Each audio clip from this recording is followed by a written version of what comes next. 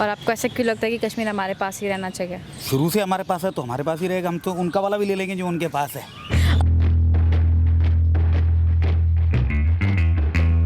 हिंदुस्तान का है कश्मीर, तो कश्मीर इंडिया के पास होना चाहिए। Of course India, obviously India के पास रहना चाहिए। So I think the people of Kashmir should be left to decide what they want to do.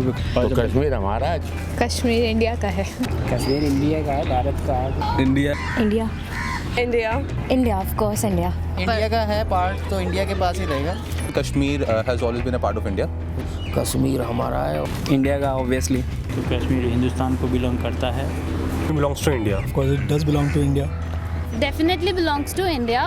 Obviously India. India to the natives of the Kashmir. Obviously India के पास ही रहना चाहिए। India के पास India. Kashmir belongs to India. आपको तो हम तो अपना कहेंगे ना, हमारा हम समझता है। Kashmir wasn't a part of India firstly, but it was collaborated when Pakistan attacked it. क्यों हमारा बंटवारा हो गया था जब कश्मीर हमारे अंदर था। जब 1947 में पार्टीशन हुआ था तो जो आपके इंडिपेंडेंट कॉन्स्टिट्यूंसी थी उसमें कश्मीर भी था। उसी टाइम क्या हुआ था कि पाकिस्तान ने हमला किया था।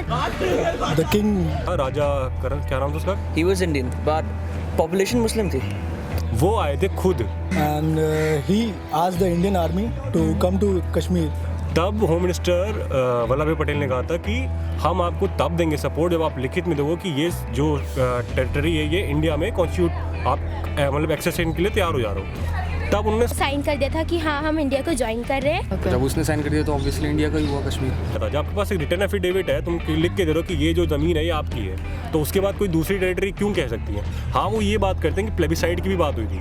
नेहरू ने रेडियो पे बोल दिया कि हम लोग जब कश्मीर पूरा टोटली एकदम सेटल हो जाएगा तब जब लोग हाँ करेंगे तो फिर तब वो हमारा प्योरली हमारा हो जाएगा। एंड बिलावल भुट्टो का कमेंट था अभी कि मैं कश्मीर का इंच इंच हिंदुस्तान से ले लूँगा।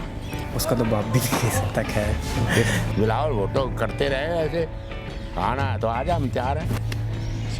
हम तैयार हैं भाई। एक से एक आ जाए, दो ऐसे 10 आ जाए, बेशक हम तैयार हैं भाई।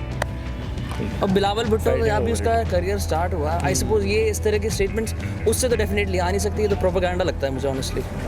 Think twice before giving such reckless speeches and ideas.